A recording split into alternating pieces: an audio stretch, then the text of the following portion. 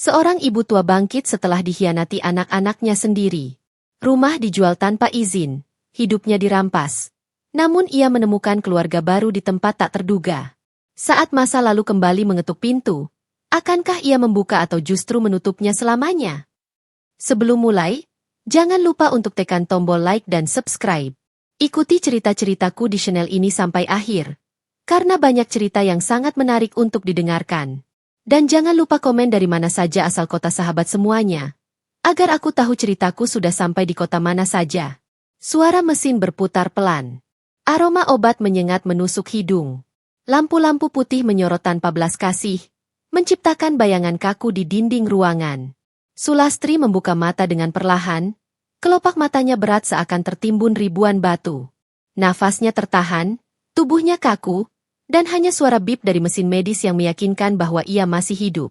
Ia mencoba menggerakkan tangan, namun terasa lumpuh. Lidahnya keluh, tak mampu membentuk kata. Ingatannya samar, hanya ada fragmen-fragmen. Suara keras saat ia jatuh, tubuhnya ambruk di lantai rumah, dunia yang gelap seketika.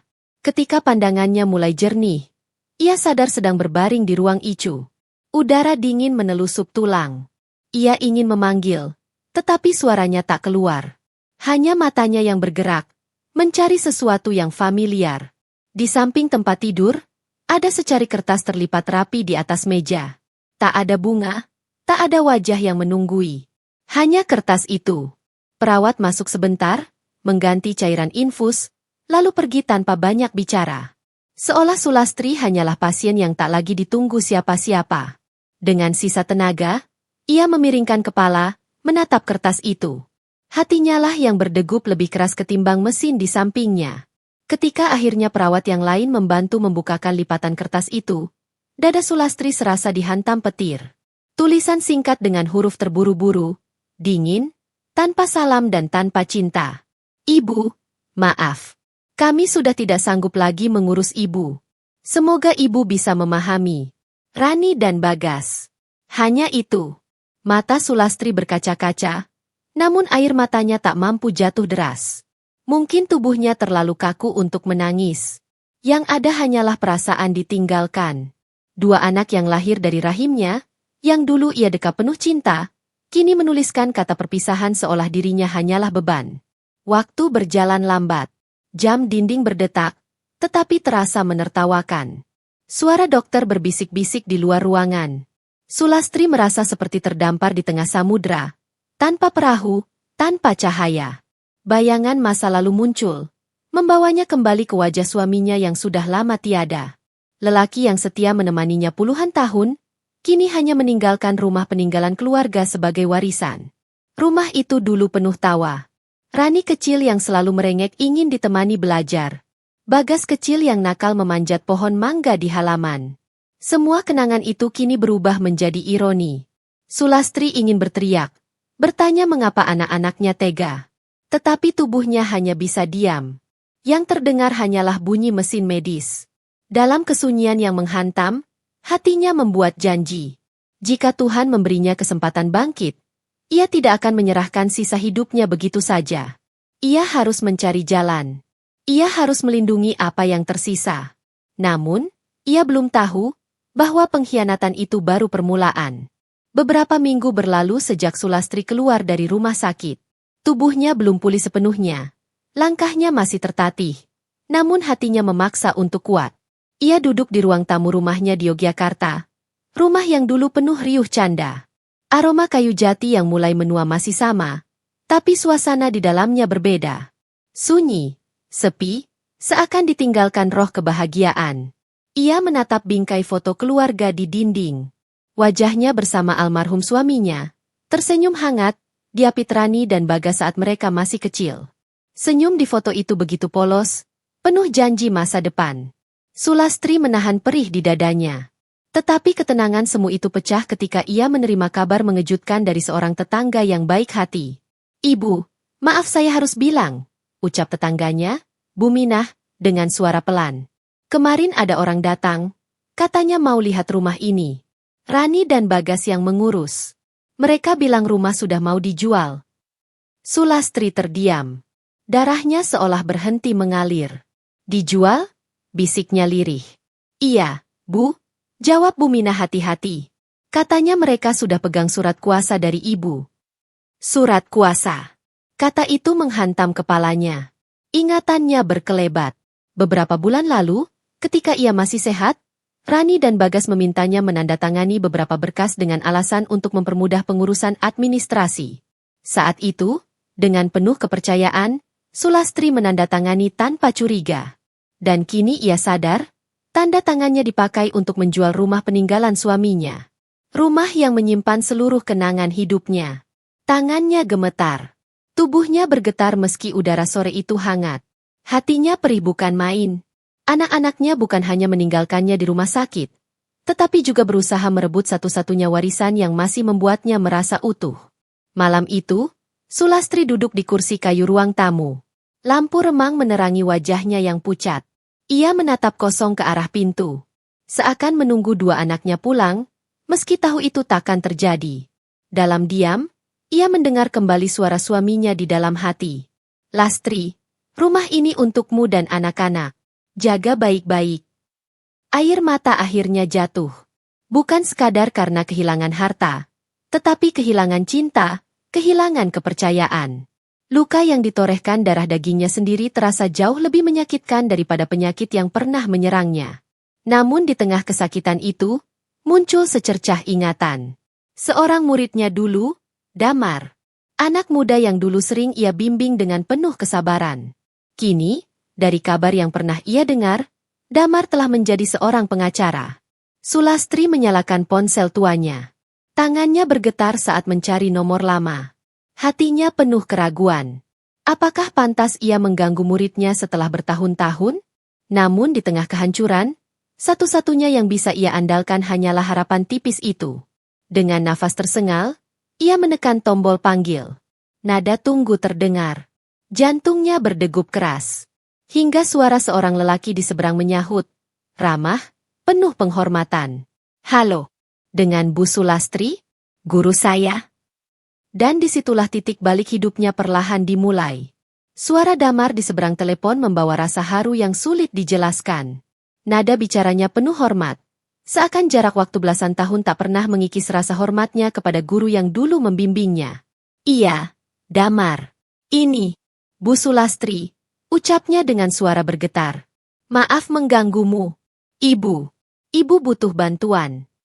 Hening sejenak di seberang. Lalu terdengar suara Damar yang mantap. Bantuan apapun, Ibu. Katakan saja. Air mata Sulastri menetes. Ada perasaan lega sekaligus getir. Ia menceritakan semuanya. Dari saat ia jatuh sakit, ditinggalkan anak-anak, hingga kabar rumah peninggalan suaminya hendak dijual. Setiap kata keluar dengan tersendat. Seolah setiap kalimat adalah luka yang kembali terbuka. Damar mendengarkan tanpa menyela. Hingga akhirnya ia berkata dengan nada tegas, Ibu tidak perlu cemas. Saya akan datang besok. Kita bicarakan semuanya langsung. Malam itu, untuk pertama kalinya sejak ia keluar dari rumah sakit, Sulastri bisa memejamkan mata meski hatinya masih diliputi luka. Ada sedikit rasa aman. Keesokan harinya, suara deru motor berhenti di depan rumah. Dari balik jendela, Sulastri melihat seorang lelaki tinggi berperawakan tegap turun dari motornya. Wajahnya dewasa, penuh ketegasan, namun matanya masih menyimpan sorot yang sama seperti dulu, sorot anak muda yang haus ilmu. Guru saya, sapa Damar dengan senyum hangat, menundukkan kepala penuh hormat. Sulastri menahan haru. Damar, kau sudah jadi orang hebat sekarang. Tidak, Bu. Saya hanya murid yang beruntung punya guru seperti ibu. Jawabnya tulus. Percakapan itu mengalir. Damar menanyakan detail surat kuasa yang pernah ditandatangani. Sulastri menyeret langkah menuju lemari tua, mengeluarkan map berisi dokumen-dokumen. Tangannya gemetar saat menyerahkannya. Damar membuka lembar demi lembar. Alisnya mengernyit. Ibu, ini jelas penyalahgunaan. Surat kuasa ini bersifat umum. Tapi cara anak-anak ibu memanfaatkannya untuk menjual rumah adalah pelanggaran. Kita bisa cabut dan batalkan. Sulastri menatapnya tak percaya. Benarkah? Aku masih punya hak atas rumah ini. Tentu saja, jawab Damar mantap. Rumah ini milik ibu. Tidak ada seorang pun bisa mengambilnya tanpa izin ibu. Kita akan bawa ini ke notaris dan kantor pertanahan. Hari itu juga, Damar menemaninya ke kantor hukum. Sulastri duduk lemah di kursi tunggu, sementara Damar mengurus segala dokumen. Suara mesin printer berdengung, bunyi cap basah terdengar tegas di atas kertas. Dan ketika akhirnya surat pencabutan kuasa selesai ditandatangani, air mata Sulastri jatuh tanpa bisa ditahan. Untuk pertama kalinya, ia merasa tidak sendirian. Ada seseorang yang benar-benar berdiri di pihaknya. Namun di balik rasa lega itu, ada lubang besar yang tak bisa ditutup. Ia berhasil merebut kembali haknya, tetapi hatinya sudah hancur. Rumah itu, meski kini aman, telah ternoda oleh pengkhianatan darahnya sendiri. Malamnya, ia berjalan menyusuri setiap sudut rumah.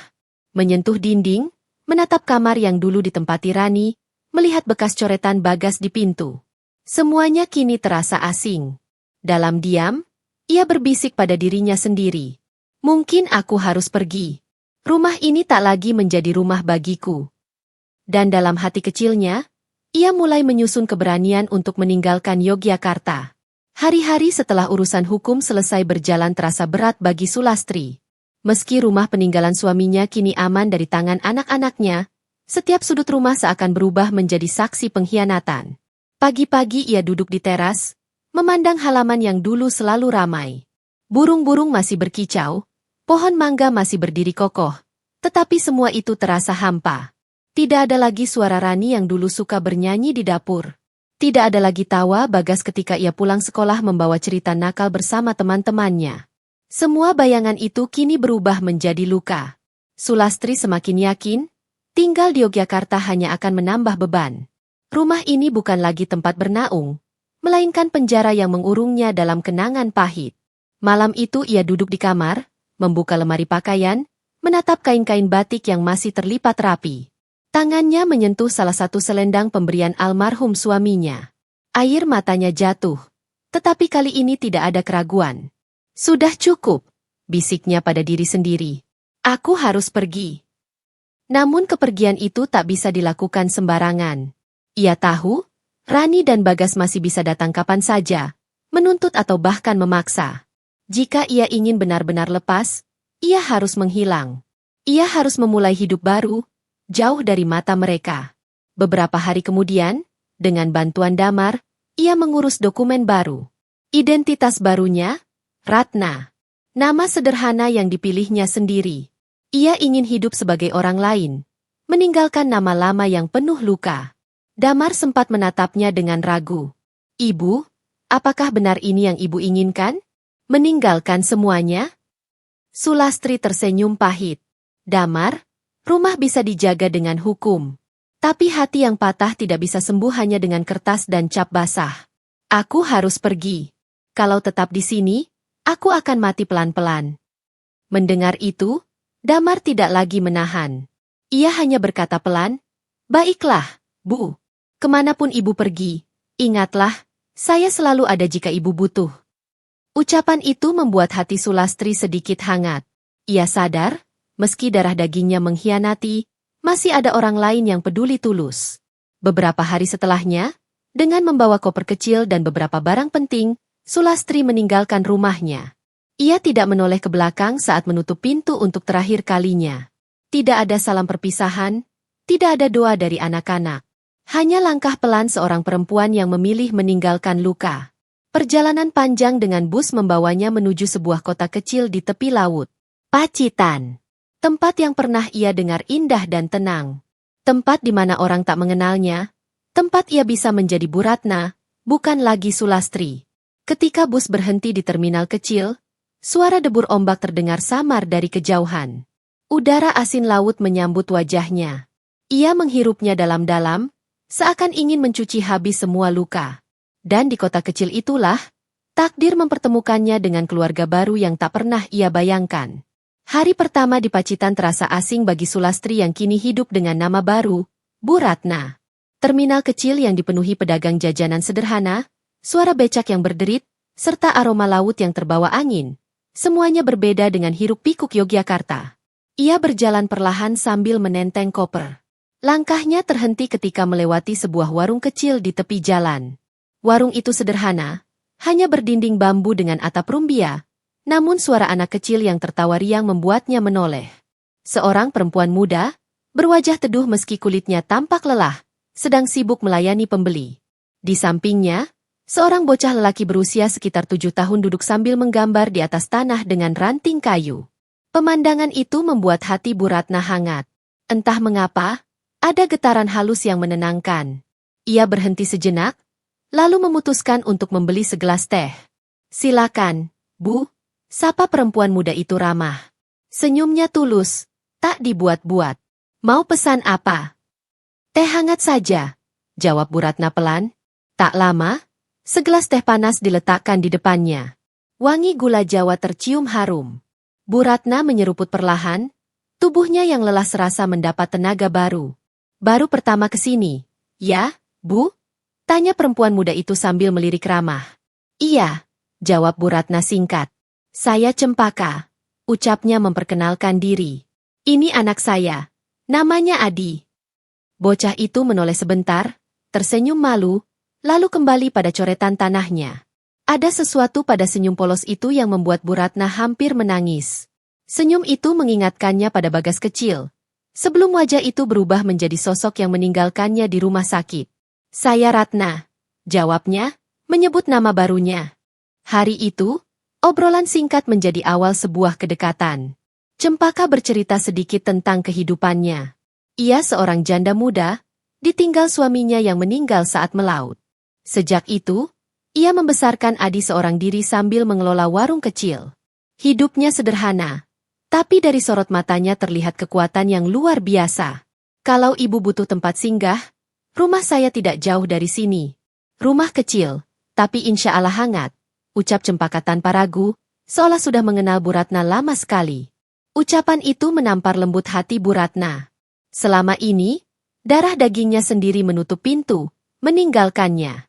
Namun orang asing yang baru ditemuinya sehari, justru menawarkan rumah dan kehangatan.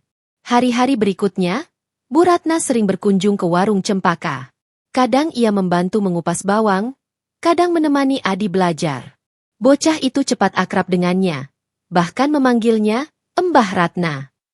Dan perlahan, luka di hati Bu Ratna mulai sembuh oleh kehangatan sederhana itu. Untuk pertama kalinya setelah semua pengkhianatan, ia merasakan kembali apa itu arti keluarga. Namun, ia tidak pernah menduga, kedamaian ini kelak akan diguncang lagi oleh masa lalunya yang memburu dari jauh. Hari-hari Bu Ratna di Pacitan mulai terisi dengan rutinitas baru. Setiap pagi, ia berjalan kaki melewati jalan kecil menuju pantai, menyapa para nelayan yang sibuk dengan jaring mereka, lalu mampir ke warung kecil milik Cempaka. Dari hari ke hari, warung itu tak lagi terasa asing. Suara cangkir beradu, aroma gorengan panas, serta tawa Adi membuatnya seakan menemukan dunia lain. Cempaka, dengan segala kesederhanaannya, selalu menyambut dengan hangat. "Bu Ratna, ayo duduk. Hari ini saya bikin sayur asem, mari coba," katanya sambil menyodorkan mangkuk kecil. Bu Ratna tersenyum, hatinya terenyuh.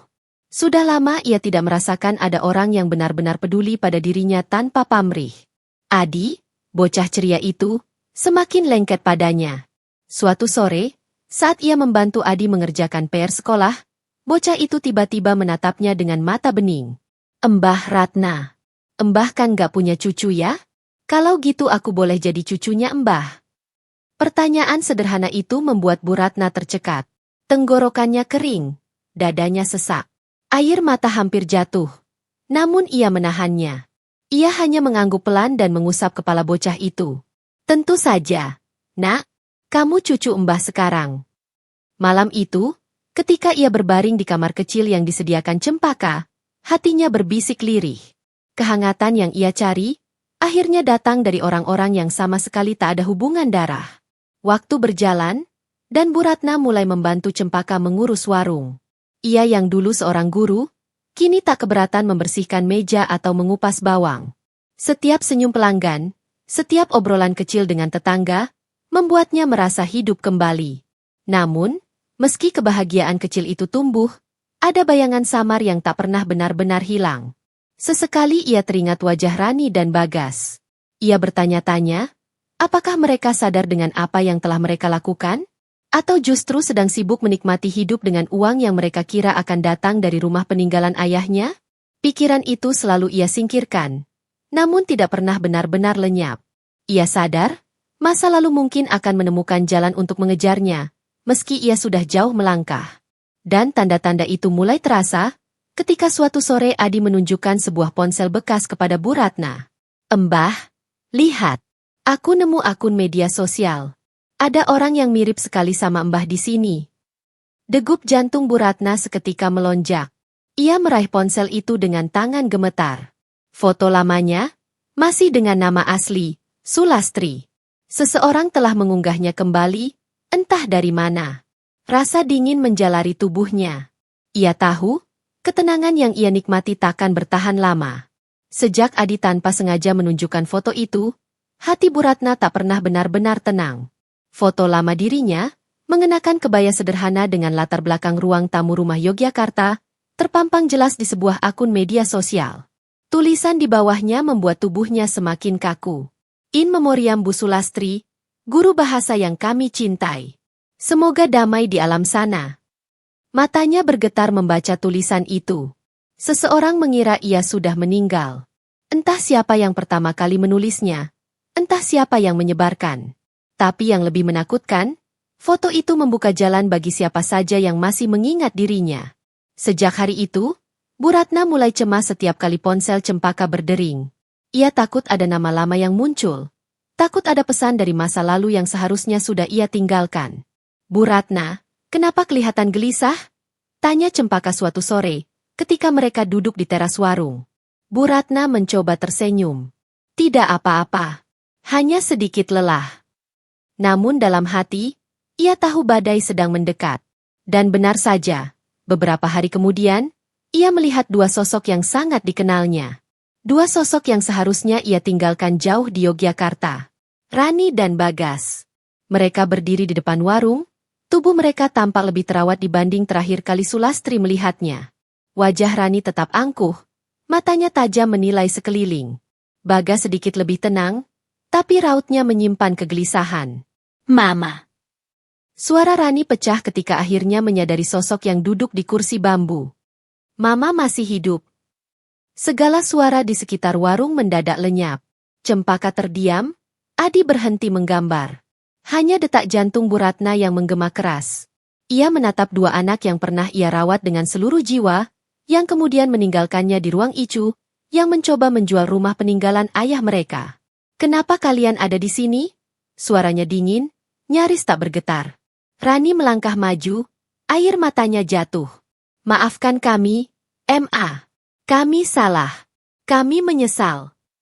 Bagas ikut menunduk, suaranya lirih.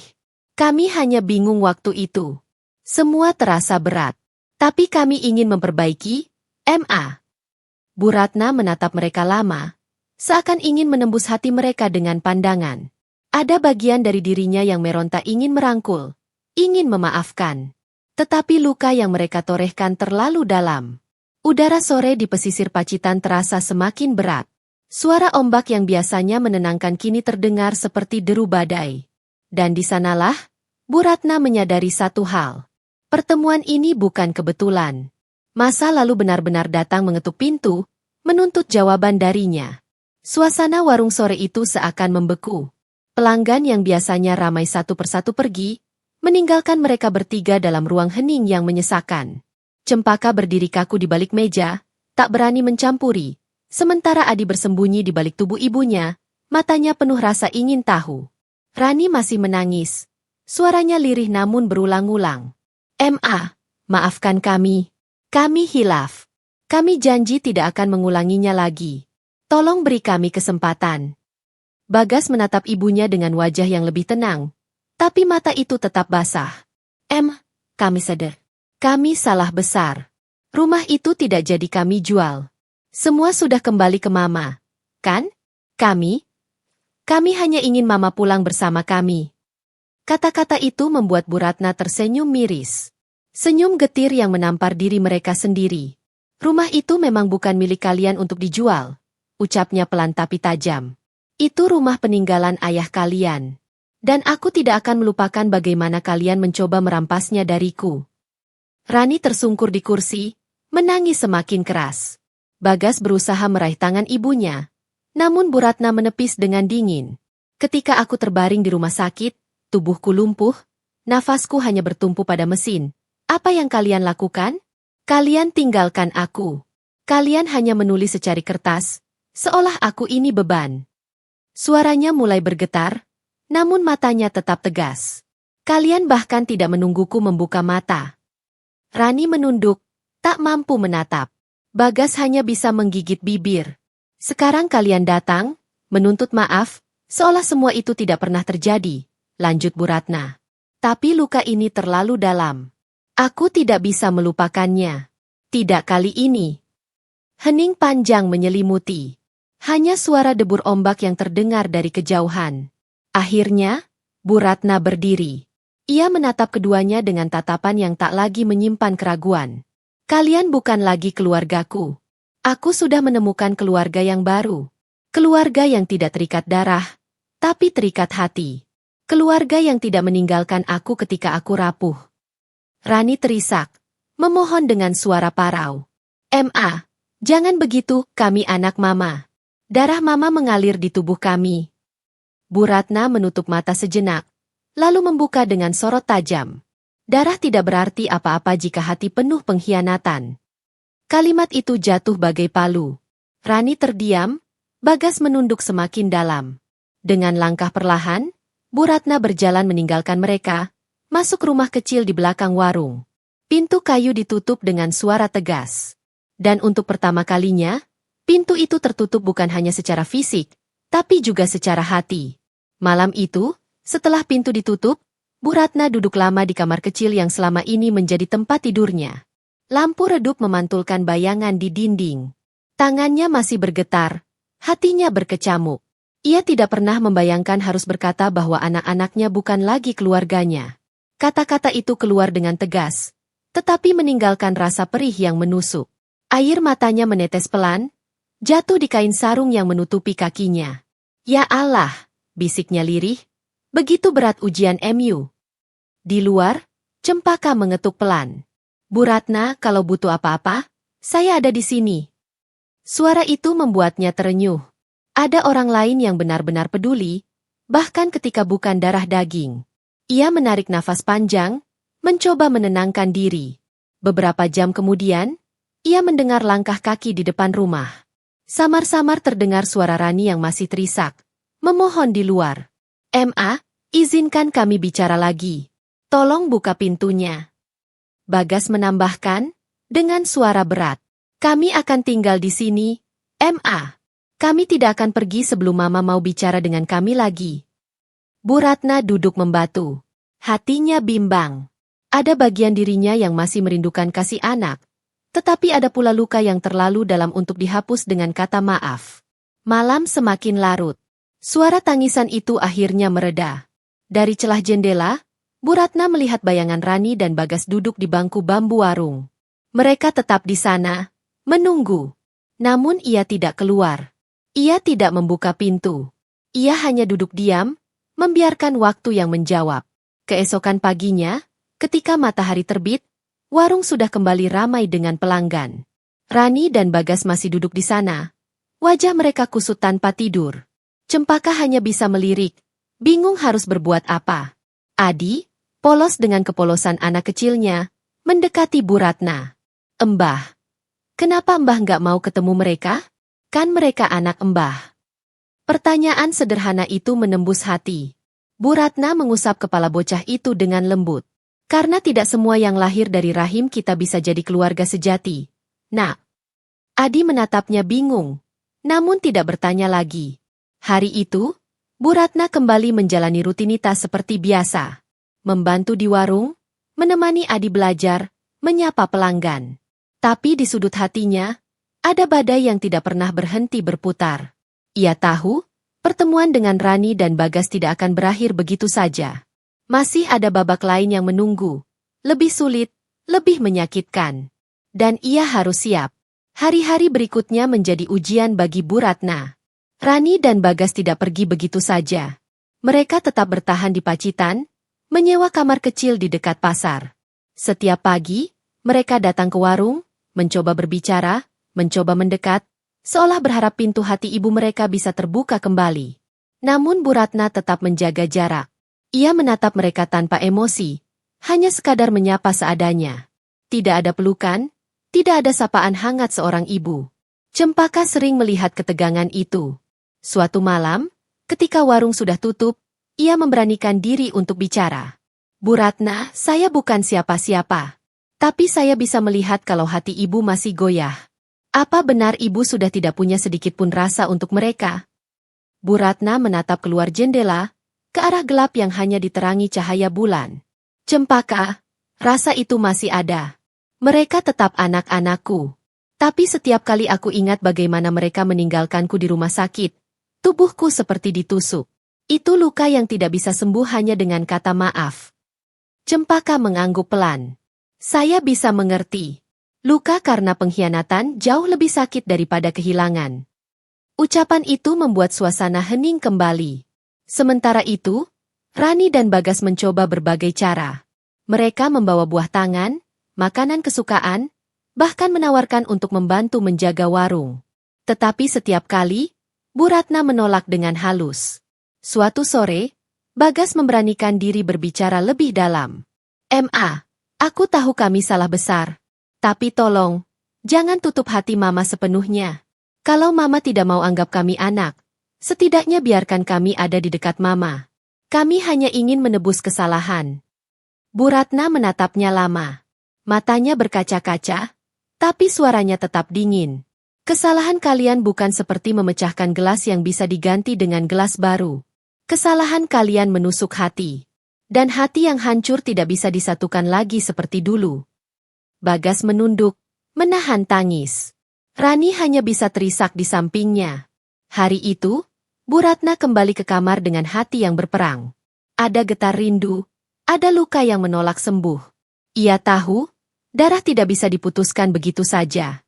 Tetapi ia juga sadar, keluarga sejati bukan sekadar darah. Di luar, debur ombak terdengar lebih keras dari biasanya.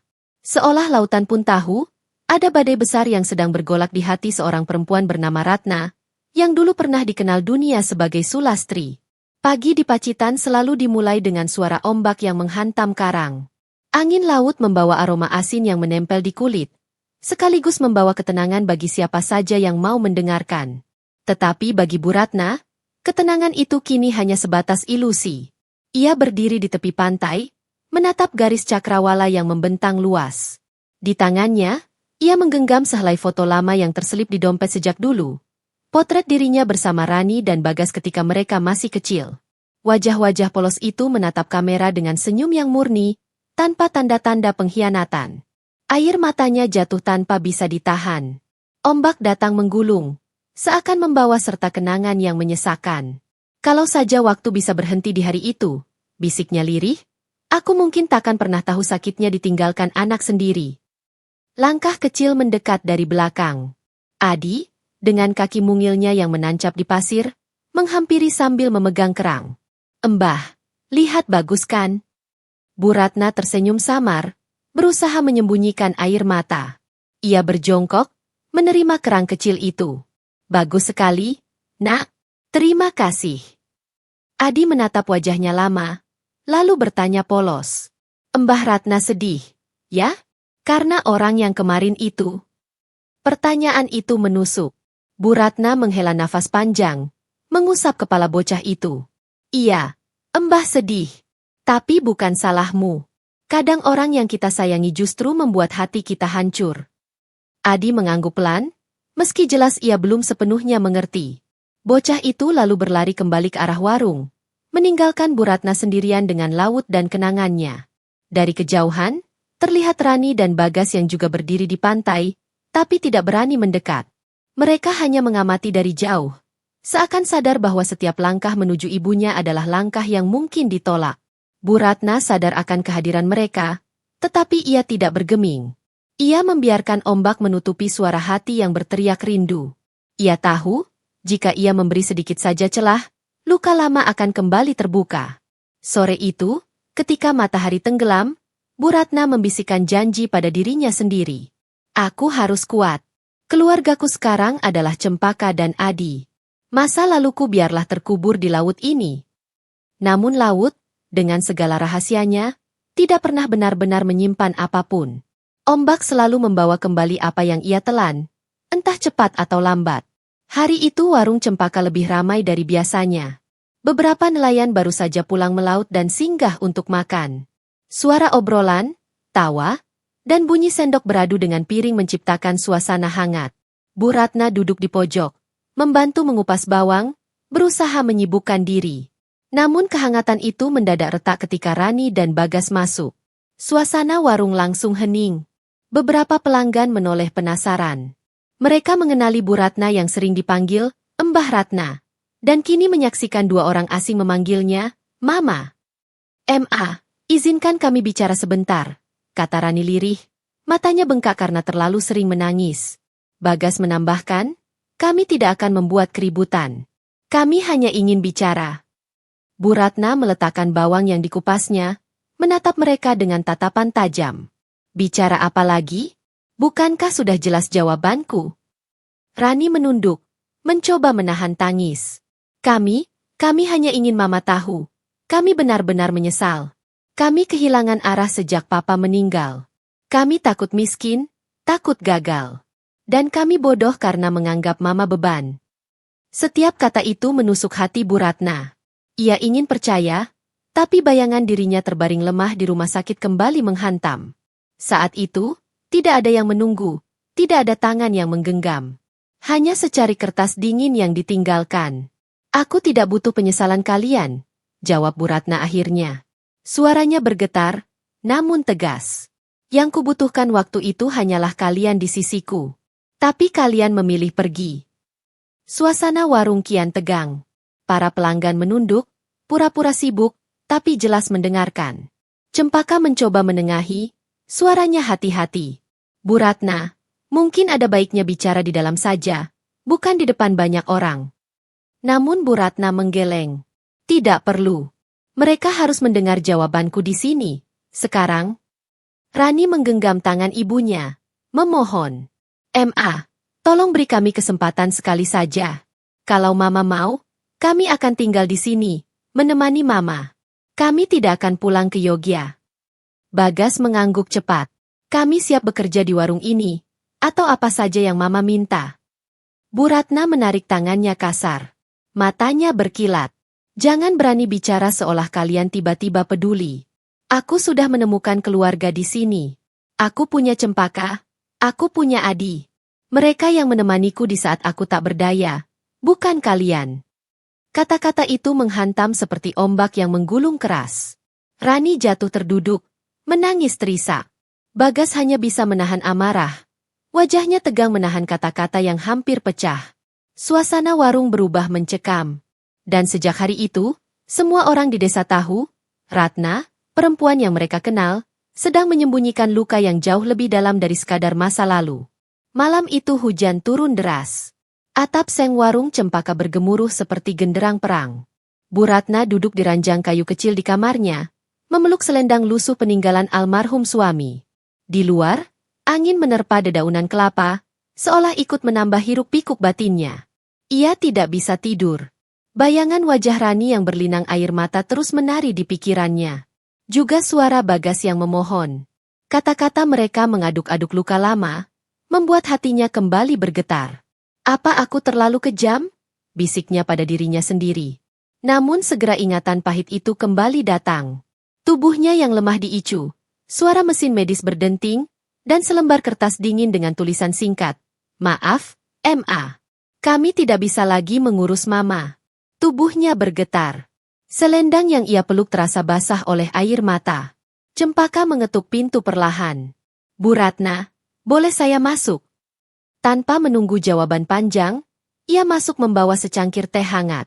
Duduk di sampingnya, ia berkata lembut.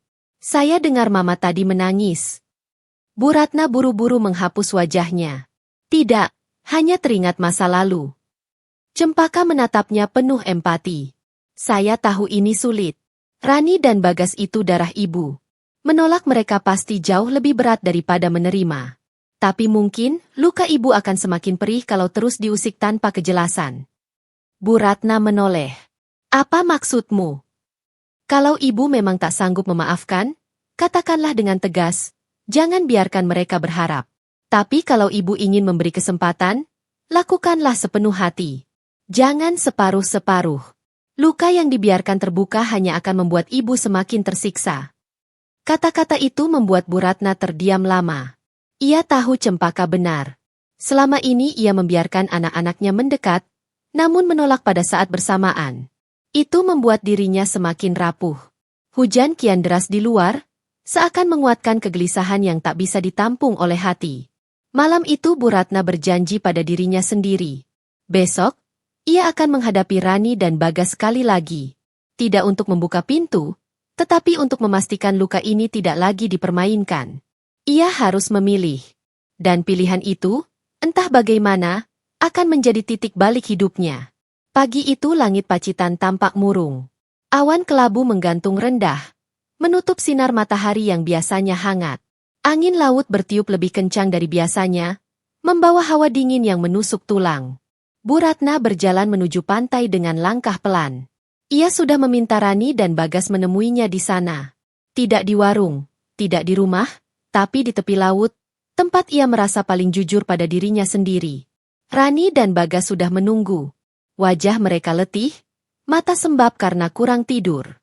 Ketika melihat ibunya datang, mereka berdiri gugup, seperti anak kecil yang ketahuan berbuat salah. Tanpa basa-basi, Bu Ratna berdiri di hadapan mereka. Suaranya pelan, tapi tegas. Aku minta kalian berhenti datang menemuiku setiap hari. Aku sudah membuat pilihan, dan kalian tidak termasuk di dalamnya. Rani langsung meneteskan air mata. Mama, jangan bicara begitu. Kami masih anak Mama.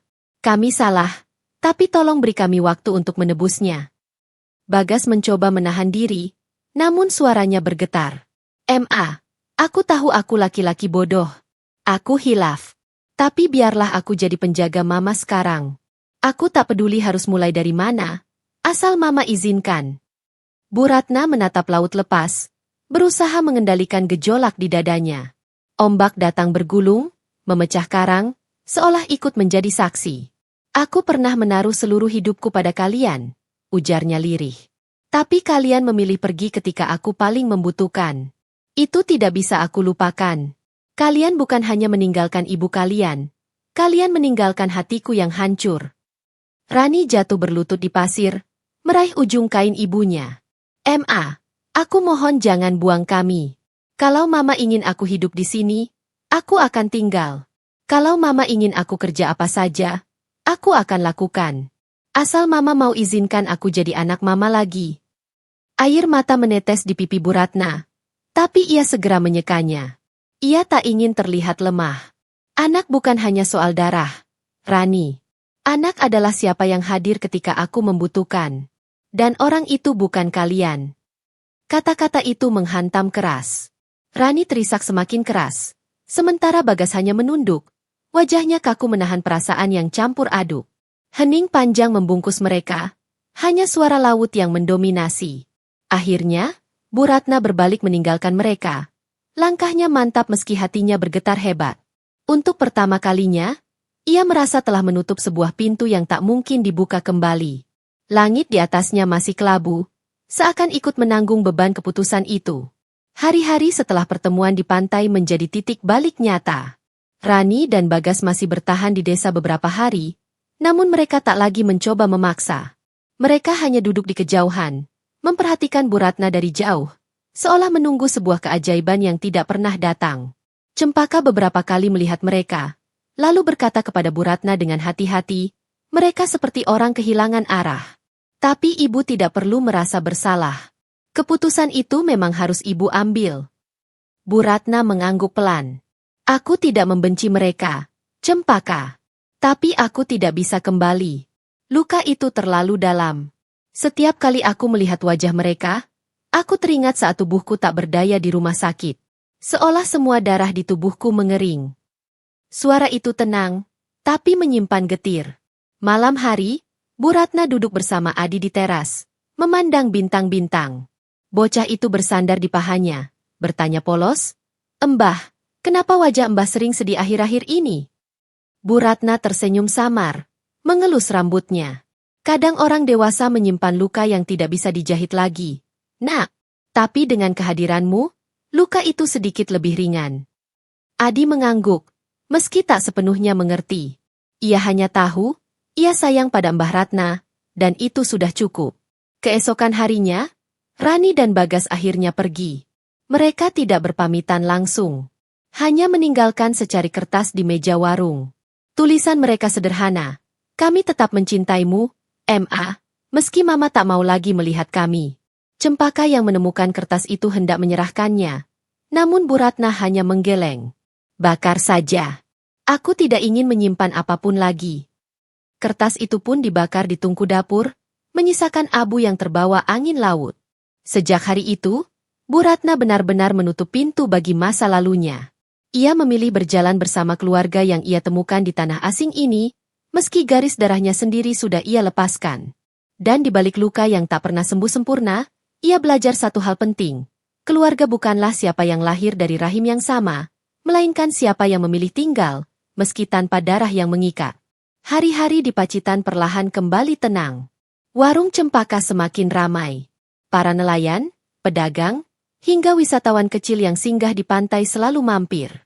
Kehangatan yang dibangun Cempaka, Adi, dan Bu Ratna menjadikan tempat itu bukan sekadar warung, melainkan ruang bernafas bagi banyak orang. Bu Ratna, meski tubuhnya tidak sekuat dulu, selalu ikut membantu. Ia menata piring, mengajari Adi membaca, atau sekadar duduk menyapa para pelanggan dengan senyum tulus.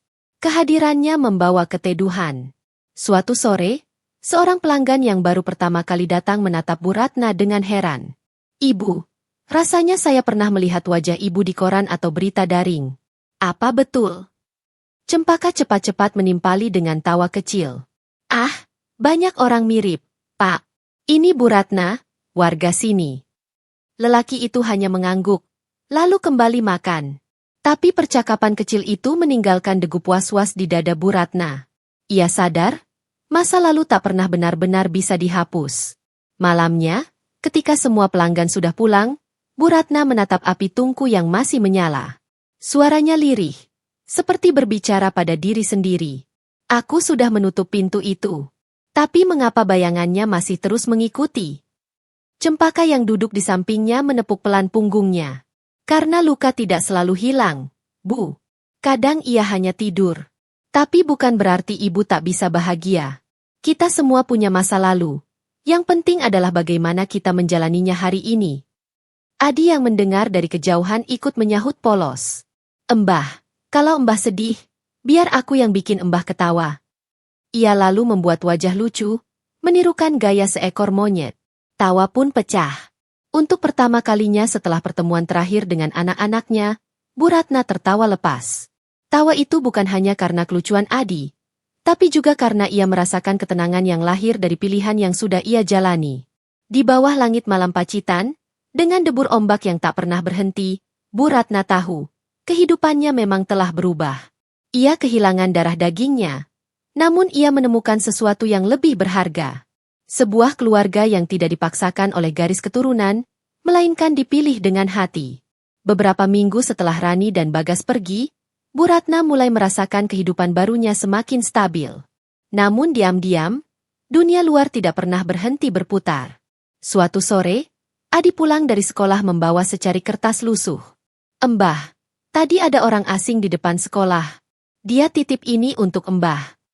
Bu Ratna membuka kertas itu dengan hati-hati. Tulisan tangan yang ia kenal jelas terbaca, "Kami tidak akan berhenti mencintaimu, M.A. Kami tidak akan menyerah. Suatu hari, semoga Mama membuka hati kembali." Tangannya bergetar. Kertas itu ia lipat perlahan, lalu diselipkan di bawah bantal, bukan untuk disimpan sebagai harapan, melainkan agar ia tidak mengulang kesalahan membiarkan masa lalu menguasai hari-harinya. Malamnya, ia duduk di teras menatap bintang. Debur ombak terdengar lebih keras dari biasanya.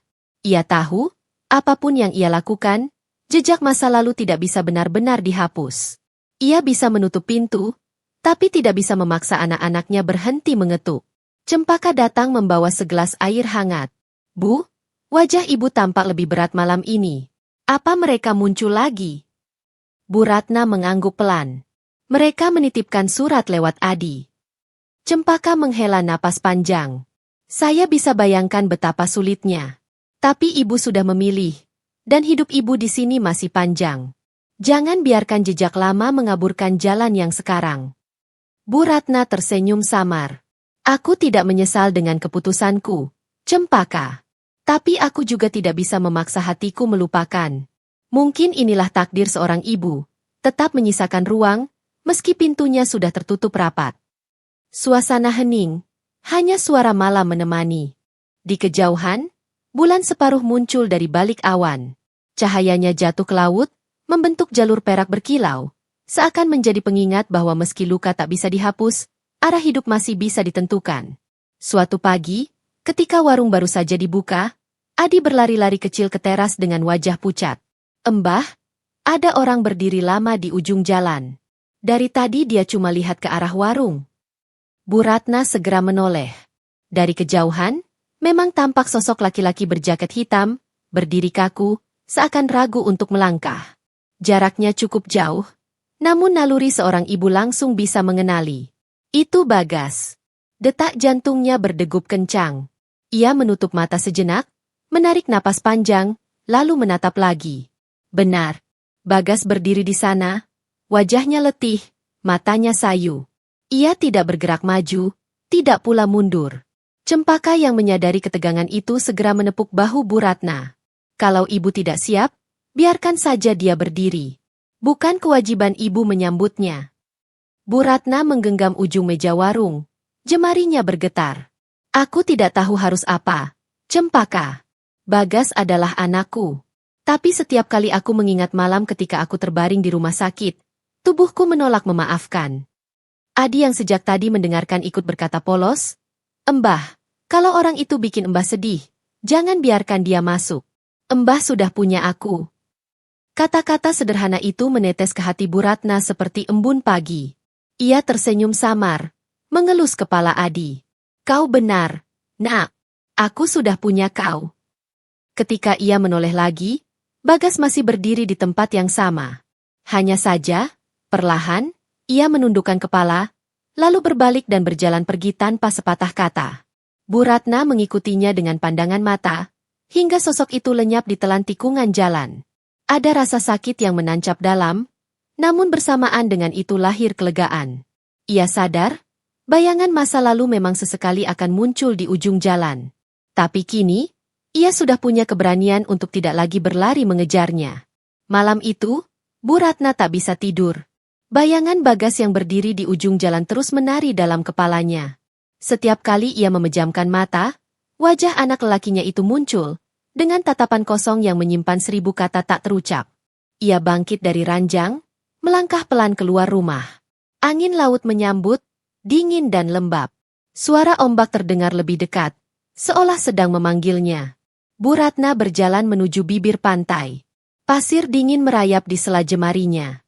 Ia duduk di atas batu karang kecil, menatap laut yang bergelora. Kenapa masih ada sisa rindu ini? Gumamnya lirih. Ombak bergulung, memecah di karang, menghasilkan suara seperti bisikan. Seakan laut ikut menjawab, meski tak memberi solusi. Cempaka yang terbangun karena tak melihat Bu Ratna di kamar, menyusul ke pantai. Ia berdiri beberapa langkah di belakang, membiarkan wanita itu larut dalam pikirannya. Ibu, ucap Cempaka akhirnya, suaranya lembut. Kalau hati ibu masih menjerit, biarkan saja ia menjerit malam ini. Besok pagi, kita akan kembali bekerja, kembali tertawa bersama Adi. Jangan biarkan jeritan itu membelenggu hari-hari ibu. Bu Ratna menoleh. Air matanya berkilat diterpa cahaya bulan. Aku tidak tahu apakah aku ibu yang kejam, Cempaka. Aku menolak anakku sendiri, padahal mereka berdiri mengetuk pintu. Tapi hatiku tidak bisa. Cempaka mendekat, duduk di sampingnya. Kejam bukan karena ibu menolak, tapi justru karena dulu mereka tega meninggalkan ibu saat paling rapuh. Ibu hanya menjaga diri agar tidak terluka lagi. Itu bukan kejam, itu bertahan hidup. Keduanya terdiam, hanya debur ombak yang menjadi saksi. Bu Ratna menarik napas dalam, menatap laut sekali lagi. Baiklah, kalau rindu ini harus tetap ada, biarlah laut yang menyimpannya. Aku tidak akan membawanya kembali ke rumah. Dan malam itu, untuk pertama kalinya sejak ia meninggalkan Yogyakarta, Bu Ratna bisa menerima bahwa luka dan rindu bisa hidup berdampingan, tanpa harus saling mengalahkan. Pagi menjelang dengan cahaya keemasan yang menembus jendela kecil rumah itu. Bu Ratna terbangun lebih cepat dari biasanya. Hatinya terasa lebih ringan setelah malam panjang di tepi pantai. Ia berjalan menyusuri ruangan sederhana yang kini sudah penuh jejak kehidupan baru. Di sudut dapur, ada tumpukan buku bacaan yang ia beli untuk Adi. Di dinding, tergantung lukisan kecil buatan tangan bocah itu, menggambarkan matahari, laut, dan 3 orang yang saling berpegangan tangan. Bu Ratna berhenti di depan lukisan itu. Senyumnya merekah, hangat, meski matanya berkaca-kaca. Adi menggambar kita bertiga. Seperti keluarga sungguhan. Cempaka yang baru saja keluar dari kamar ikut menatap lukisan itu. Karena memang kita keluarga, Bu. Keluarga tidak selalu lahir dari rahim, tapi dari hati yang saling menerima. Hari itu, mereka bertiga bekerja di warung lebih bersemangat dari biasanya. Adi membantu menyiapkan meja, Cempaka menggoreng ikan, sementara Bu Ratna menyiapkan sambal yang terkenal pedas khas tangannya. Pelanggan berdatangan silih berganti, dan warung itu terasa hidup, penuh tawa dan percakapan. Di sela kesibukan, seorang pelanggan berkata sambil menyantap hidangan, "Warung ini rasanya berbeda. Ada sesuatu yang membuat orang betah." Cempaka tersenyum sambil melirik Bu Ratna. "Itu karena di sini bukan cuma jualan makanan, Pak. Di sini ada rumah." Kalimat sederhana itu menusuk lembut hati Bu Ratna. Kata itu dulu hanya membuatnya pedih, karena teringat pada rumah di Yogyakarta yang kini hanya tinggal kenangan. Namun kini, rumah memiliki arti baru. Rumah bukan lagi bangunan dengan dinding kokoh, melainkan tempat di mana hati bisa beristirahat. Sore menjelang, ketika pelanggan sudah pulang, Adi berlari memeluk Bu Ratna. "Embah, aku senang kita selalu bersama. Janji ya, Embah tidak akan pergi lagi." Bu Ratna menunduk, mencium kepala cucu pilihannya itu. "Aku tidak akan pergi, Nak. Disinilah aku akan tinggal. Bersama kalian." Dan pada saat itu, ia benar-benar merasa bahwa rumah bukanlah sesuatu yang ditinggalkan, melainkan sesuatu yang dibangun kembali. Malam itu, setelah warung ditutup, Cempaka duduk sambil memainkan ponselnya. Ia terlihat ragu sebelum akhirnya menunjukkan sesuatu kepada Bu Ratna. "Bu, ada yang harus Ibu lihat," ucapnya pelan. Bu Ratna menoleh, agak cemas. "Apa itu?" Cempaka menyerahkan ponselnya. Di layar, terpampang sebuah video yang diunggah ke media sosial. Video itu memperlihatkan Bagas sedang berbicara di depan kamera. Suaranya parau, matanya bengkak. "Mama, kalau Mama melihat ini, aku ingin Mama tahu, aku menyesal. Aku salah, Ma. Aku dan Rani salah besar. Aku tidak minta Mama memaafkan kami sekarang. Aku hanya ingin Mama sehat, bahagia, meski bukan bersama kami. Tapi izinkan aku sesekali melihat Mama, dari jauh pun tak apa." Bu Ratna terpaku. Matanya basah, napasnya tercekat. Ia merasa seakan dipaksa membuka kembali pintu yang sudah ia kunci rapat. Cempaka menggenggam tangan Bu Ratna. Video ini sudah banyak dibagikan. Beberapa orang di desa mungkin akan melihat, dan mungkin mereka akan tahu siapa ibu sebenarnya. Bu Ratna menunduk, air matanya menetes ke lantai. Kenapa mereka tidak berhenti? Kenapa mereka terus mengusikku? Adi yang ikut mendengar percakapan itu, maju mendekat. "Embah, kalau mereka bikin Embah sedih, jangan ditonton lagi. Aku ada di sini. Aku tidak akan bikin Embah menangis." Pelukan kecil dari bocah itu membuat Bu Ratna tersenyum samar di tengah air matanya. "Terima kasih, Nak. Kau selalu tahu bagaimana menenangkan hatiku." Namun jauh di dalam dirinya, Bu Ratna sadar bahwa semakin hari, masa lalunya semakin sulit ia sembunyikan. Dunia digital telah membuka pintu yang tak bisa ia kunci sendiri. Malam itu, ia berbaring dengan mata terpejam, Sementara kata-kata Bagas di layar ponsel terus terngiang di telinganya. Keesokan harinya, suasana warung terasa berbeda. Beberapa pelanggan datang dengan tatapan yang membuat Bu Ratna gelisah. Bisik-bisik terdengar di sudut meja, dan sesekali ada yang melirik ke arahnya. Cempaka yang menyadari keganjilan itu segera menghampiri seorang pelanggan lama, seorang nelayan tua bernama Pak Wiryo. Dengan hati-hati, ia bertanya, "Pak, ada apa? Kenapa semua orang seakan memperhatikan Ibu Ratna hari ini?" Pak Wiryo menarik napas, lalu berkata lirih, "Cempaka, video itu sudah sampai di grup-grup warga. Orang-orang mulai bilang kalau Ibu Ratna bukan nama aslinya. Katanya dulu beliau pernah tinggal di Yogyakarta, dan sekarang anak-anaknya sedang mencarinya." Cempaka menegang, lalu memandang Bu Ratna yang sibuk membersihkan meja, seakan tidak mendengar apa-apa. Hatinya teriris. Ia tahu cepat atau lambat ini akan terjadi, namun ia berharap waktunya bisa lebih lama. Saat warung sepi, Cempaka menghampiri Bu Ratna. "Bu, orang-orang sudah mulai tahu. Rahasia Ibu retak sedikit demi sedikit." Bu Ratna berhenti, lalu duduk di kursi dengan wajah lelah. "Aku sudah menduganya. Dunia ini tidak lagi menyisakan tempat untuk bersembunyi. Apapun yang terjadi di satu sudut, bisa menyebar ke seluruh penjuru hanya dalam hitungan detik." Adi yang mendengar ikut cemas. "Embah, apa nanti mereka akan ambil Embah dari kami?" Bu Ratna memeluk cucu pilihannya itu erat. "Tidak ada yang bisa memisahkan kita. Nak, sekalipun dunia tahu siapa aku, mereka tidak bisa merenggut cintaku padamu." Cempaka menatap mereka, matanya berkaca-kaca. "Kalau suatu hari mereka datang ke sini, Bu, apa yang akan Ibu lakukan?" Bu Ratna terdiam lama. Di balik keheningan itu, wajah Rani dan Bagas kembali terbayang. Ia tahu jawabannya akan menentukan arah hidupnya. "Aku tidak akan lari lagi," ucapnya akhirnya, dengan suara tegas. "Tapi aku juga tidak akan menyerahkan diriku pada mereka. Kali ini, aku akan berdiri tegak." Pagi itu, Bu Ratna memutuskan pergi ke pasar bersama Cempaka. Mereka hendak membeli bahan-bahan untuk warung. Jalanan desa masih lengang, hanya beberapa pedagang yang baru membuka lapak. Namun ketika mereka melangkah di lorong pasar, bisik-bisik kembali terdengar. "Itu dia Bu Ratna," katanya bukan nama aslinya. "Anak-anaknya viral di media sosial, sekarang nyari dia kemana-mana. Kasihan juga. Ya, kok bisa tega sampai ganti nama begitu?" Bu Ratna merasakan langkahnya berat, seolah setiap mata menjadi beban yang menekan pundaknya. Cempaka segera berdiri di samping, menatap balik orang-orang dengan tatapan tajam. "Ibu tidak melakukan kesalahan. Jangan perlakukan beliau seolah-olah aib," ucapnya keras, membuat beberapa orang terdiam. Namun Bu Ratna menahan tangan Cempaka. "Biarkan saja. Mulut orang tidak bisa kita kunci." Di salah satu sudut pasar, seorang ibu muda menghampiri Bu Ratna. Ia menatap lembut, berbeda dengan tatapan orang lain. "Bu Ratna, saya tidak peduli siapa ibu sebenarnya. Yang saya tahu, sambal ibu bikin orang betah makan di warung.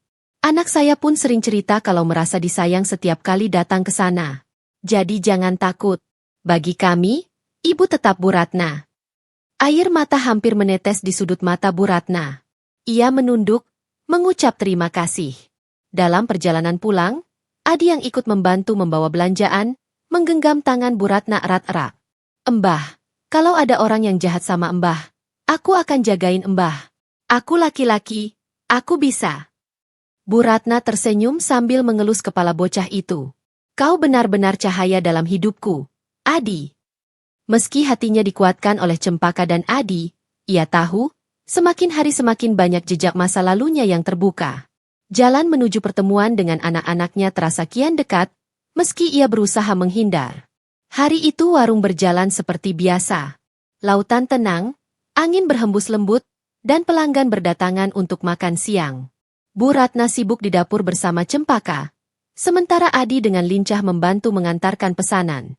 Namun suasana mendadak berubah ketika sebuah mobil hitam berhenti tepat di depan warung. Dari dalamnya keluar dua sosok yang begitu familiar bagi Bu Ratna. Rani dan Bagas.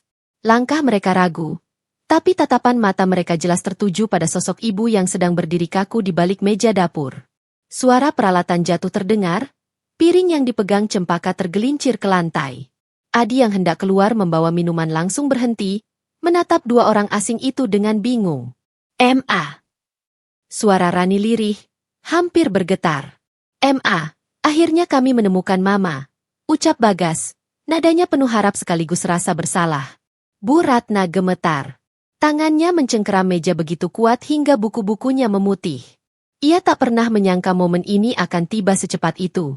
Pelanggan yang masih duduk di warung saling berpandangan, lalu perlahan meninggalkan tempat, seolah tahu akan ada percakapan berat yang tidak seharusnya mereka dengar. Cempaka segera berdiri di samping Bu Ratna. Tatapannya tegas. "Kalian siapa? Apa urusan kalian mencari ibu di sini?"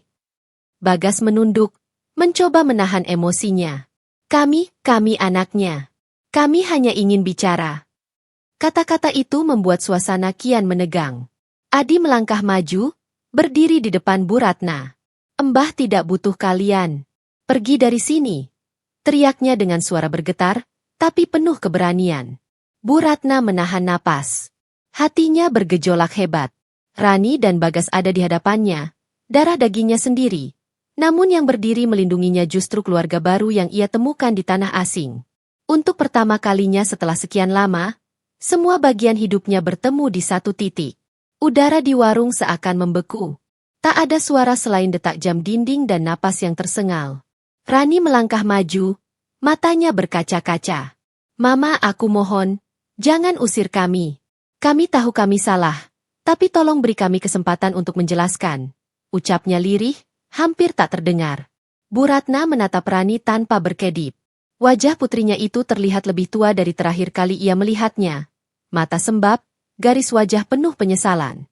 Tapi di balik semua itu, luka yang pernah mereka torehkan masih terasa segar. Bagas menyusul mendekat, suaranya serak.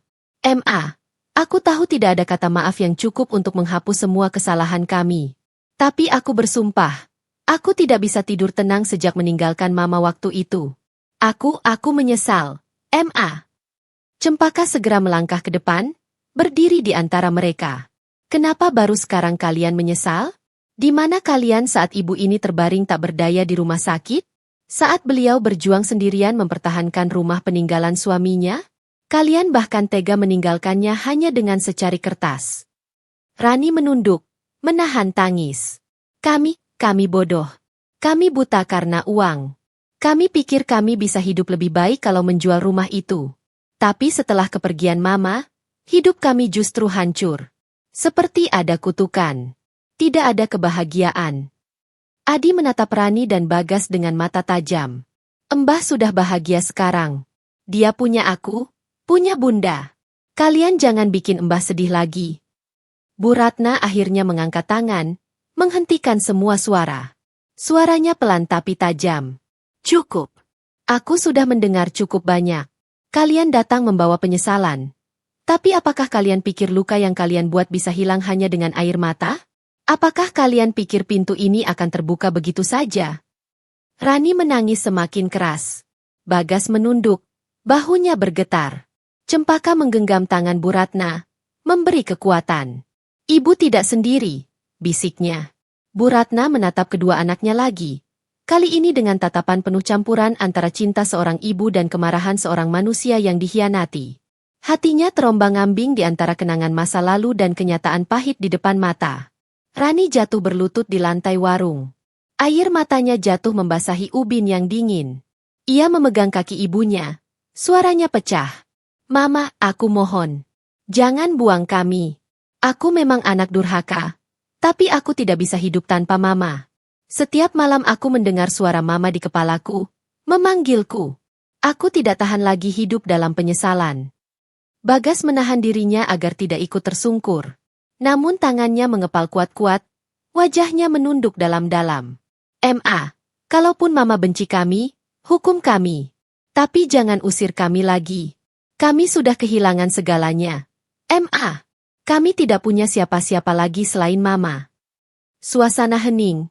Hanya tangis Rani yang terdengar pilu. Adi berdiri kaku, hatinya masih diliputi rasa takut kehilangan.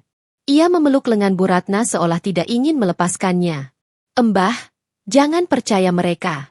Mereka cuma bikin Mbah sakit lagi. Bu Ratna menatap Rani dan Bagas yang kini terlihat begitu rapuh. Gambaran masa lalu berkelebat di kepalanya. Saat Rani kecil berlari menghampirinya dengan kertas gambar, saat Bagas bangga menunjukkan nilai ulangan yang tinggi. Semua kenangan itu menabrak tembok luka yang sudah ia bangun dengan susah payah. Ia ingin sekali mengulurkan tangan, namun bayangan tubuhnya yang terbaring di ruang icu, sendiri tanpa siapapun, kembali muncul. Kertas dingin dengan tulisan tangan anak-anaknya yang singkat itu menghantam ingatannya. Aku tidak tahu, suara Bu Ratna bergetar. Apakah aku masih bisa menyebut kalian anak-anakku? Kalian meninggalkanku di saat aku hampir mati. Kalian mencoba merampas rumah yang penuh kenangan dengan ayah kalian. Apa kalian pikir aku bisa melupakan semua itu begitu saja? Tangisan Rani makin menjadi. Bagas terisak, meski berusaha menahan. Cempaka menunduk, menatap Bu Ratna penuh empati. Ia tahu, pertarungan batin itu jauh lebih berat daripada apapun. Untuk pertama kalinya, Bu Ratna merasakan hatinya terbelah.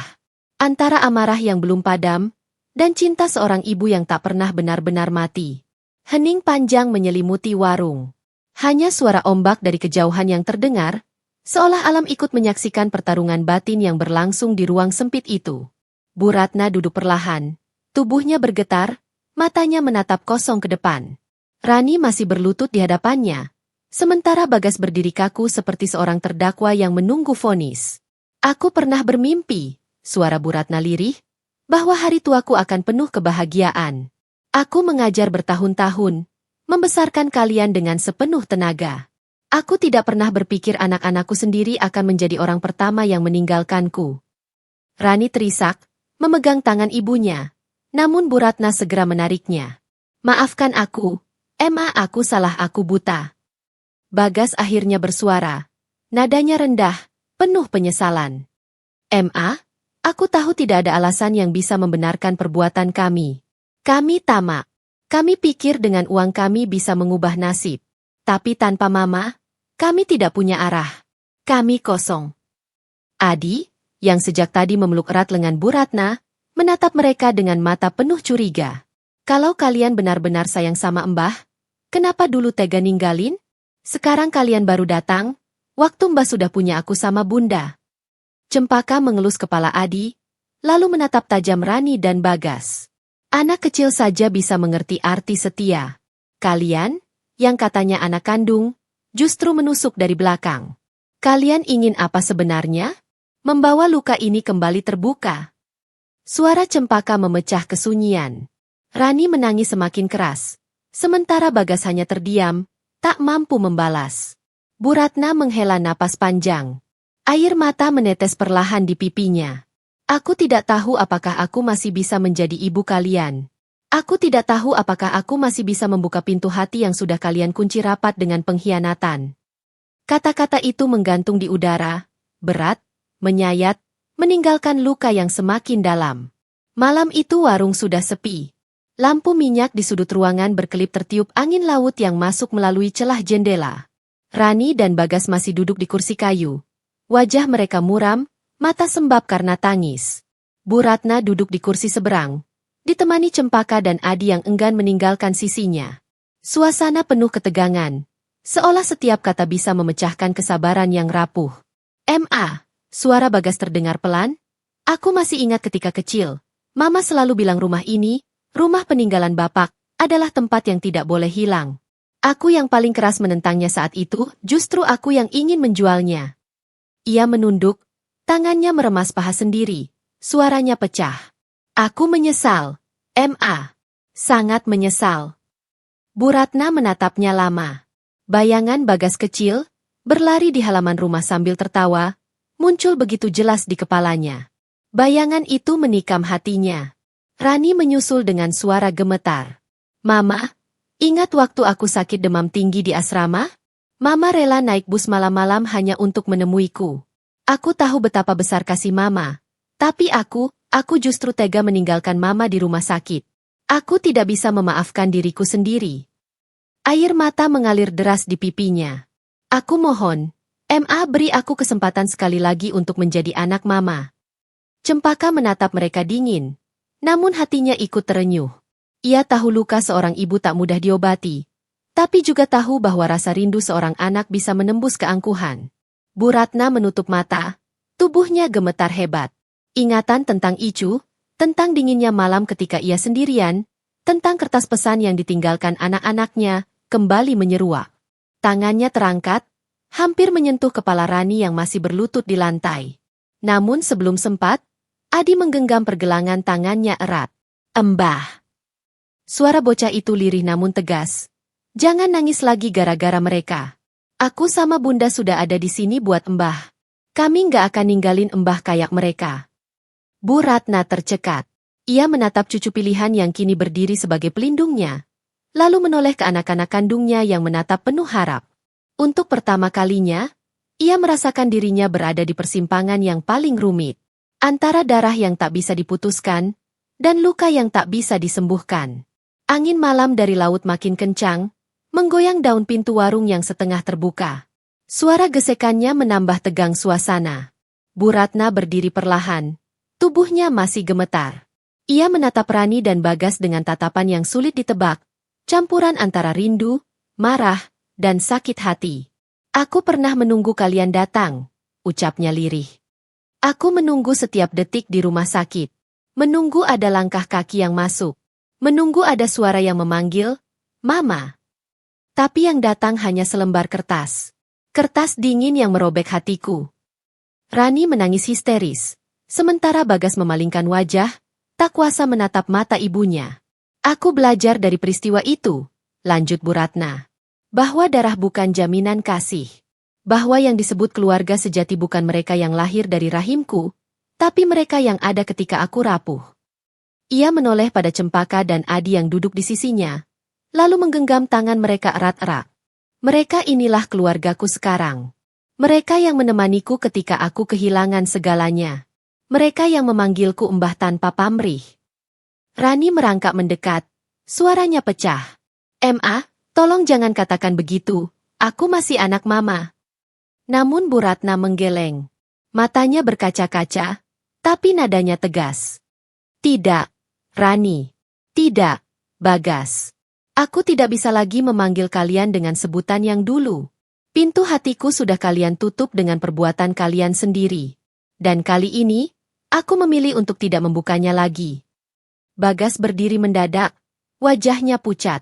Jadi, Mama benar-benar menolak kami. Bu Ratna menatap mereka lama.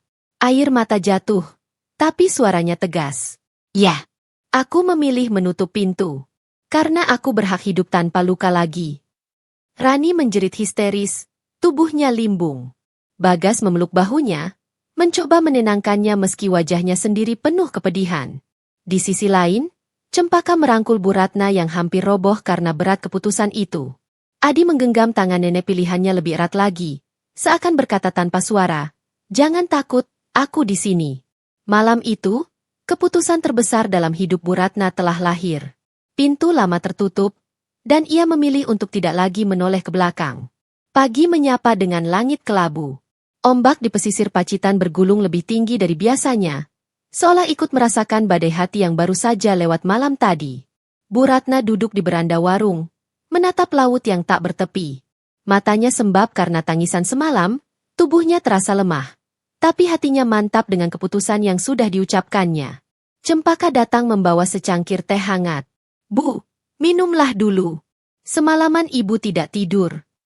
Bu Ratna tersenyum samar, menerima cangkir itu dengan tangan gemetar. Terima kasih, Nak.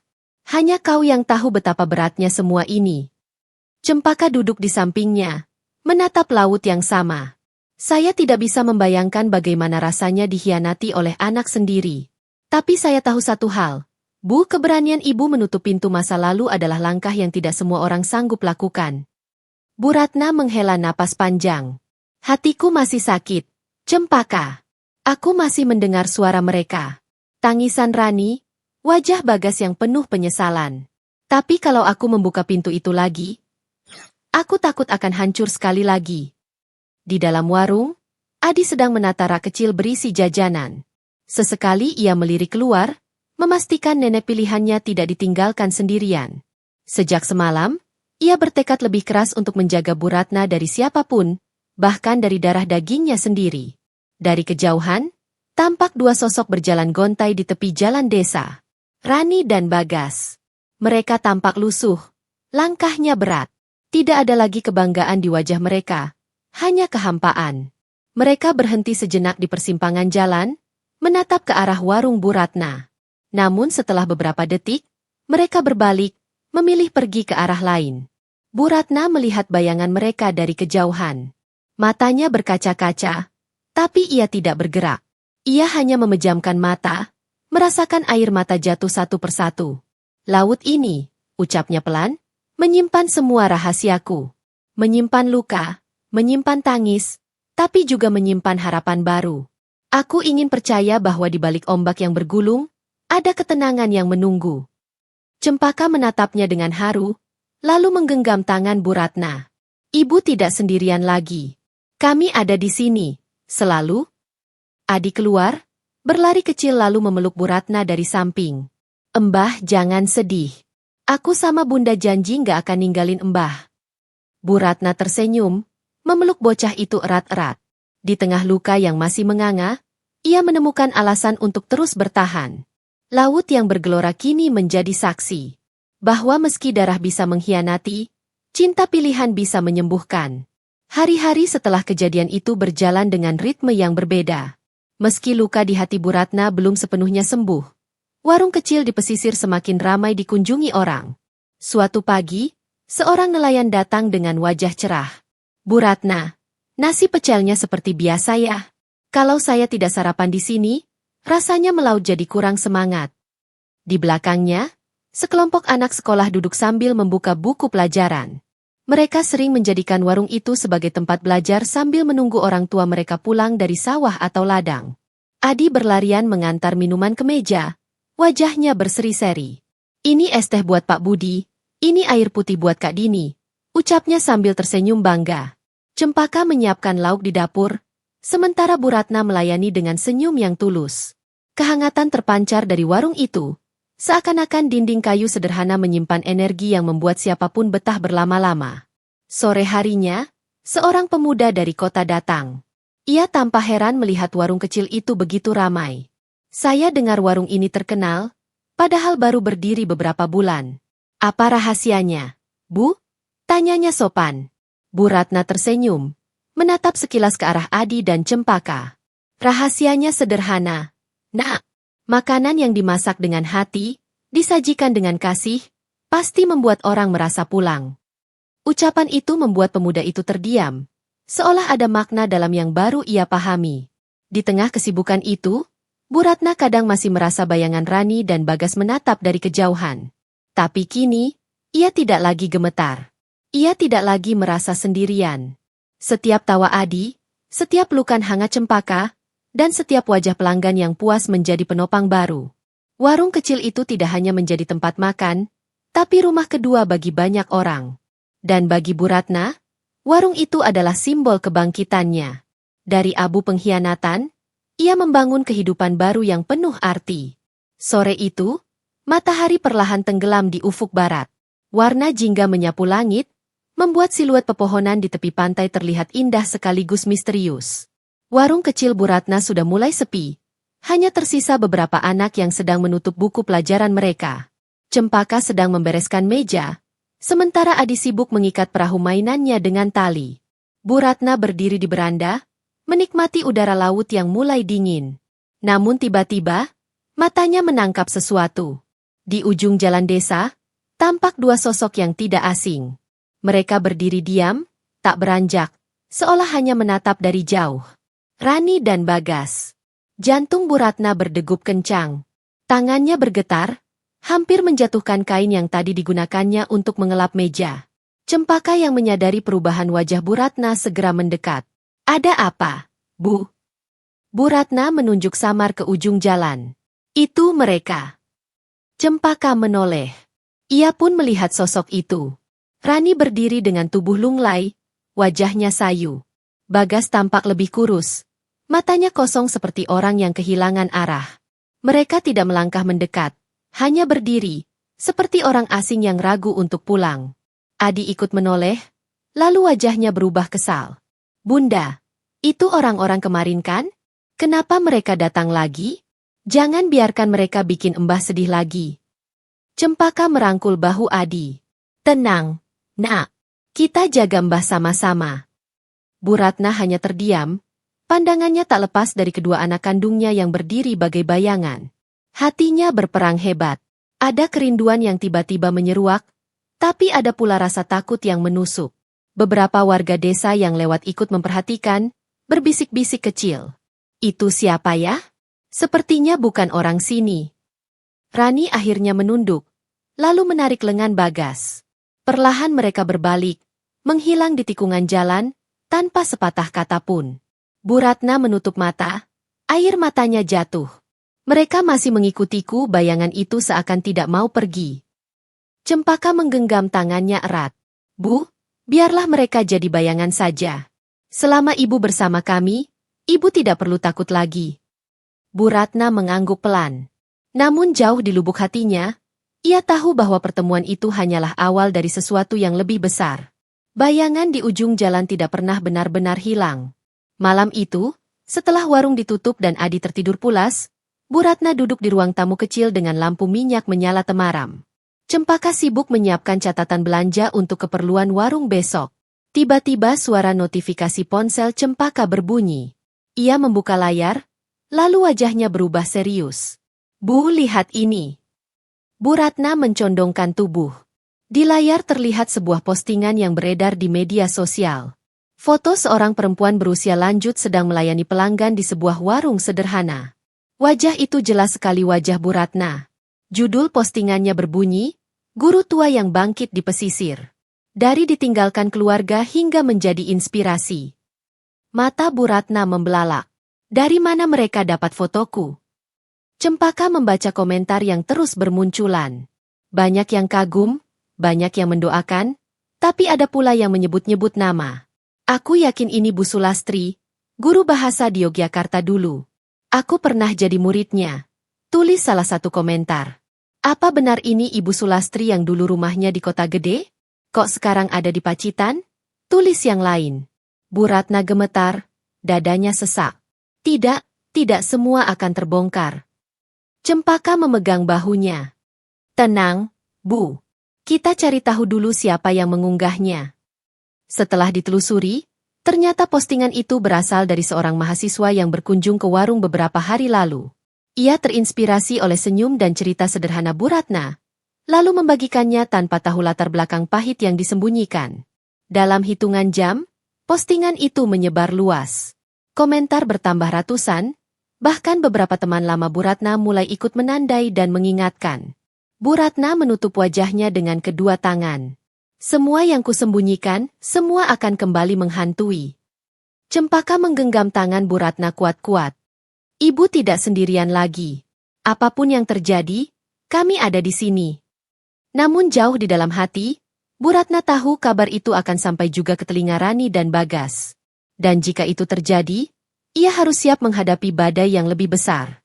Kekhawatiran Bu Ratna benar. 2 minggu setelah postingan itu viral, sebuah mobil berplat kota berhenti di depan warung. Dari dalam keluar 2 sosok yang dulu pernah ia lihat sebagai bayangan di ujung jalan. Rani dan Bagas. Warga desa yang sedang jajan segera berbisik. Adi yang sedang membantu ibunya mematung, lalu buru-buru berlari ke arah Bu Ratna yang sedang menyiapkan minuman. Mbah, mereka datang lagi. Bu Ratna menoleh. Dadanya seakan diremas. Tubuhnya sempat limbung, tapi Cempaka menopangnya. Rani mendekat dengan mata sembab. Suaranya bergetar. "Ma, kami hanya ingin bicara. Tolong dengarkan kami sekali saja." Bagas ikut bersuara, meski lebih pelan. "Kami salah. Kami terlalu buta oleh keinginan. Kami menyesal." Namun tatapan Bu Ratna tetap dingin. Ia berdiri di beranda warungnya, menatap 2 darah dagingnya yang pernah meninggalkannya di titik terlemah hidupnya. Rani berlutut di depan ibunya. "Aku tahu aku kejam. Ma. Aku tahu aku meninggalkan Mama di rumah sakit. Tapi aku benar-benar takut. Aku tidak sanggup melihat Mama sakit. Aku lari dari kenyataan." Air mata mengalir deras di pipinya. Bagas menunduk. Dan aku yang paling jahat. Aku serakah. Aku ingin menjual rumah itu untuk bayar hutang. Aku memperalat nama mama. Aku pantas dikutuk. Warga desa mulai berkumpul, menyaksikan pemandangan itu. Suara isak tangis Rani terdengar memecah kesunyian sore. Namun Bu Ratna tetap berdiri tegar. Air matanya jatuh, tapi nadanya mantap. Kalian datang membawa penyesalan. Tapi penyesalan tidak bisa menghapus luka. Aku tidak marah lagi. Tidak juga membenci. Tapi aku tidak bisa memutar waktu. Luka yang kalian beri terlalu dalam. Rani mencoba meraih tangan ibunya. Tapi Bu Ratna mundur selangkah. Jangan paksa aku membuka pintu yang sudah kututup. Cempaka maju, berdiri di samping Bu Ratna. Wajahnya tegas.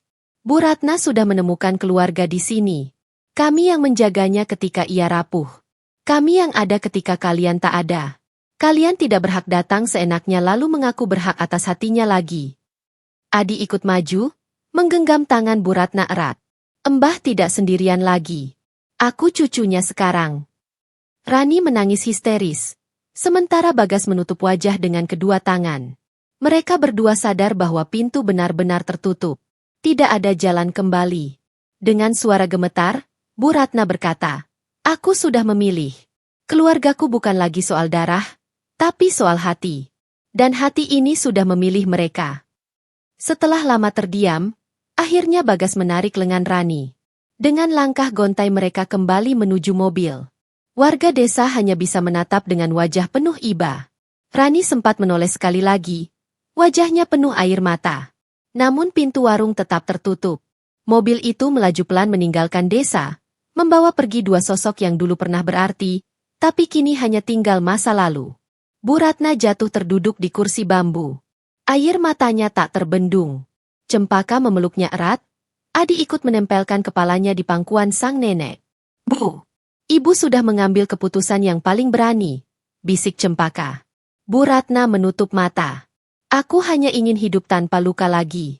Biarlah masa lalu terkubur. Aku sudah punya keluarga baru. Hari-hari kembali berjalan. Warung kecil di pesisir itu tetap ramai. Anak-anak masih belajar di sana. Nelayan masih singgah untuk makan. Dan tawa kecil Adi masih menjadi musik terindah di telinga Bu Ratna. Kadang bayangan Rani dan Bagas masih muncul di ingatannya. Namun rasa sakit itu perlahan terkikis oleh kasih sayang keluarga barunya. Suatu pagi, ketika menatap laut yang berkilau di terpa matahari, Bu Ratna berbisik lirih. Aku telah kehilangan darahku, tapi aku menemukan hidupku kembali. Di sampingnya, Adi berlari kecil sambil tertawa. Embah, ayo main pasir. Jangan bengong terus. Bu Ratna tersenyum, menyalami tangan kecil itu, lalu berjalan bersama ke tepi laut. Di kejauhan, debur ombak terus berulang, seakan menjadi saksi bisu bahwa meski dikhianati darah sendiri, selalu ada kesempatan untuk bangkit dan menemukan arti keluarga sejati.